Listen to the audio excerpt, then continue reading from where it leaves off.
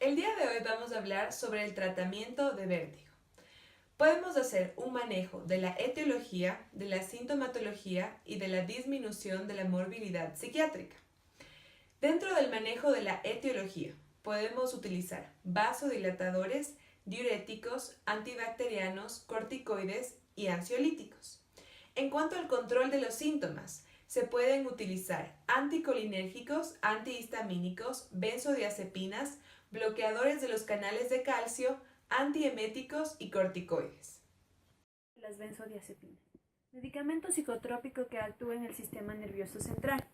Es el más utilizado para los problemas psiquiátricos. ¿Cómo podemos diferenciarlo fácilmente? Pues la mayoría de estos terminará en PAM, siendo dos los grandes de sus excepciones. Su nombre viene del anillo de la benzounidad, que va a estar unido a 7 miembros de las heterociclínicas. Administración.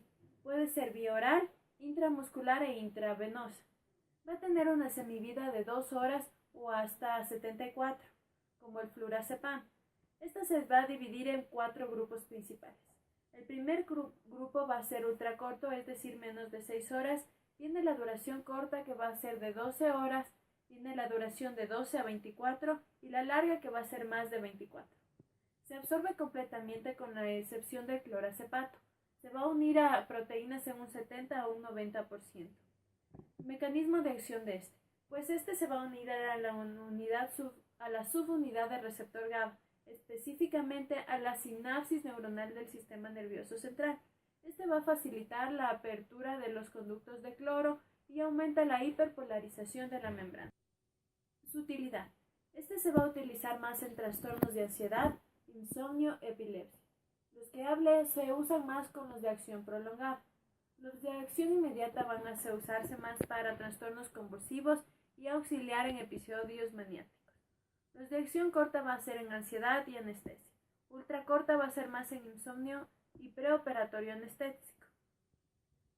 Las contraindicaciones de este va a ser hipersensibilidad al fármaco, infecciones hepáticas, desorientación cuando se descontinúa el fármaco y glaucoma de ángulo cerrado y también depresión respiratoria como EPOC. Precauciones. No podemos dar esto, tenemos que tener mucho cuidado en pacientes que tengan EPOC, apnea del sueño, que tienen problemas de enfermedades drepanocíticas, glaucoma de ángulo abierto y entre otros. Efectos o adversos. Primero va a ser la dependencia de este mismo fármaco dependiendo de cuál se vaya a tener.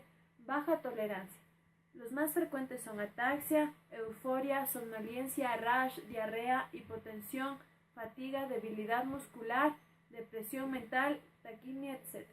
Los fármacos más utilizados que se van a usar en vértigo va a ser el lorazepam con 0.5 miligramos cada 12 horas, con su efecto adverso principal que va a ser la somnolencia. Diazepam de 2 a 10 miligramos, una sola dosis, oral, intramuscular o intravenosa, siendo en la última se aumenta a 2 gramos cada 12 horas. Clorazepam de 0.5 miligramos cada 12 horas. Los antihistamínicos también van a ser otro tipo de fármacos utilizados para el vértigo. Este más va a ser utilizado para reacciones alérgicas mundialmente, pero tenemos que saber que van a existir 4 tipos de receptores de histamina: H1, 2, 3 y 4. Y estos van a dividirse en 4 generaciones. Lo que vamos nosotros a tratar más es de la primera generación. Los de la primera generación van a pasar la barrera hematoencefálica y van a frenar la estimulación de la zona quimiosensible de esto. Va a ser muy bueno para el vértigo posicional y cinetósica. En estos fármacos los que vamos más a usar son la meclicina, la ciclina y didrato, es decir, los de primera generación. Además tenemos que tener en cuenta que van a disminuir la reactividad del músculo liso. Son absorbidos oralmente y alcanzan sus concentraciones séricas máximas a 1 a 3 horas después del consumo. El porcentaje, en muy bajo porcentaje, se va a unir a proteínas y se tiene que tener en cuenta que se excreta por el riñón. Entonces, los efectos adversos que vamos a tener de estos van a ser diarrea, cefalea, somnolencia, fatiga, mialgia y constipación. Contraindicaciones. Este es uno de los fármacos que no se puede tomar con alcohol. ya que estos inhiben y pueden hacer que el fármaco tenga mayor acción de este. Las dosis. Las dosis para las que vamos a tomar en vértigo va a ser del dihidrogenado de 25 a 50 miligramos una sola dosis, intramuscular o intravenosa. Los anticolinérgicos acentúan los efectos de la acetilcolina en el sistema nervioso central y periférico. Estos se van a dividir dependiendo de sus receptores, es decir, los muscarínicos y los de nicotina. Los principales efectos que vamos a tener con estos van a ser sequedad bucal, sequedad ocular, retención urinaria, estreñimiento, es decir, todo lo que va a estar unida a la etapa colinérgica va a estar disminuida por completo. Entonces, nosotros sabemos que vamos a estar con una toxicidad de si tenemos resequedad en la garganta, globo vesical, diplopía, hilo paralítico, etc. Se va a usar más la escopolamina en 0.5 parenteral o en parche, cada 3 horas. Y dentro de los fármacos que se pueden utilizar para el tratamiento del vértigo se encuentran los bloqueadores de los canales de calcio, los bloqueadores de los canales de sodio, de potasio y también a los fármacos del grupo de los antieméticos. Entonces, comenzando con los bloqueadores de los canales de calcio, podemos decir que los representantes de este grupo son la flunaricina y la cinaricina. Otros grupos que también pertenecen a esta familia son la nimodipina, que es útil para el tratamiento de la enfermedad de Meniere. Son supresores vestibulares, dado que las células vestibulares poseen una gran cantidad de canales de calcio.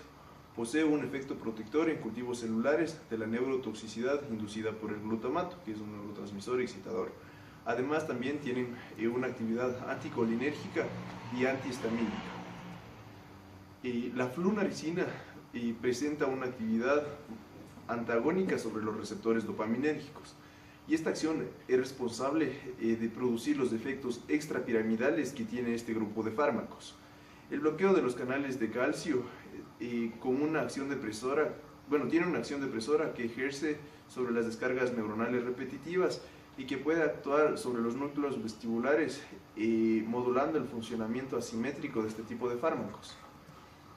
Entonces, en la práctica existen algunos bloqueantes de los canales de calcio, como por ejemplo el verapamilo, el cual tiene una tendencia a producir dentro de sus efectos secundarios la constipación, o también denominado estreñimiento, el cual puede tener un efecto positivo dentro del tratamiento de sintomatología vestibular, porque esta se caracteriza por presentar diarrea dentro de su cuadro clínico.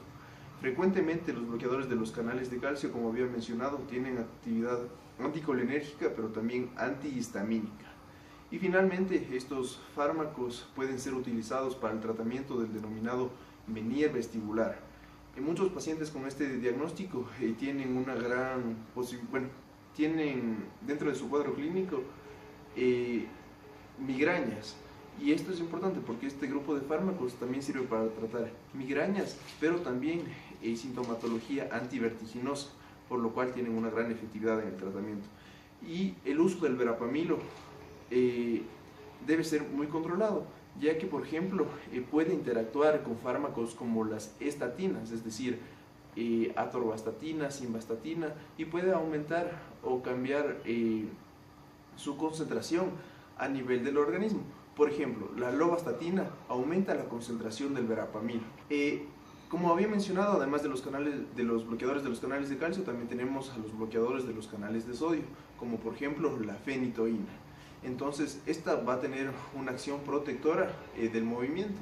También vamos a tener bloqueadores de los canales de potasio, como la diaminopiridina, los cuales van a tener un efecto transitorio y van a ser beneficiosos porque van a reducir el denominado nistagmo.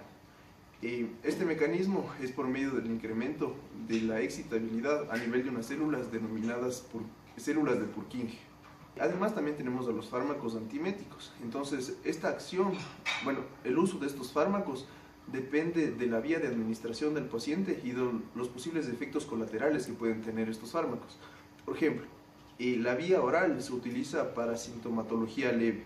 La vía sublingual y también los supositorios se utilizan con pacientes que tienen actividad gástrica y también en pacientes que presentan vómitos. Y la vía parenteral es la que se utiliza en casos con pacientes de sintomatología grave. También tenemos otros fármacos antihistamínicos que tienen propiedades antieméticas, como por ejemplo la meclicina. Existen antieméticos que son bloqueadores del sistema dopaminérgico, como por ejemplo la prometacina.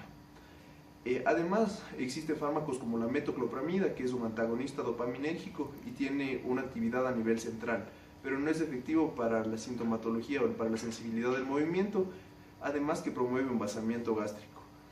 Y también tenemos a los antagonistas de la 5-HT, que es la 5-hidroxitriptamina, como por ejemplo el ondansetron, que a veces es efectivo para síntomas vestibulares, pero no es útil para la prevención de sensibilidad al movimiento. En el manejo del síndrome de Meniere tenemos un tratamiento para la crisis aguda y un tratamiento preventivo. En la crisis aguda podemos usar fármacos como el dimenhidrinato, neurolépticos, furosemida y corticoides. En el tratamiento preventivo podemos utilizar betahistina, benzodiazepinas como el lorazepam y diuréticos. Vamos a empezar con el dimenhidrinato. Es un fármaco antihistamínico, anticolinérgico, antiemético y antivertiginoso, que se puede utilizar por vía oral y por vía parenteral. El mecanismo de acción. Lo que va a hacer es inhibir la estimulación vestibular y del laberinto que se produce en el vértigo. Los efectos antimuscarínicos son los responsables de la sedación. En cuanto a la farmacocinética, va a ser de muy buena absorción. Se va a encontrar por vía parenteral y por vía oral. Los efectos van a aparecer a los 15 a 30 minutos si es por su presentación de vía oral. A los 20 a 30 minutos si es por vía intramuscular y son casi inmediatos cuando es por vía intravenosa. La dosificación en adultos se debe usar de 50 a 100 miligramos cada 4 a 6 horas sin exceder los 400 miligramos al día. Las contraindicaciones van a ser pacientes con EPOC, bronquitis crónica y asma. En los pacientes con epilepsia se debe tener precaución debido a que este fármaco puede desencadenar una crisis. Clorpromazina es un neuroléptico antipsicótico que pertenece a la familia de las fenotiacinas. ¿Cuál es su mecanismo de acción?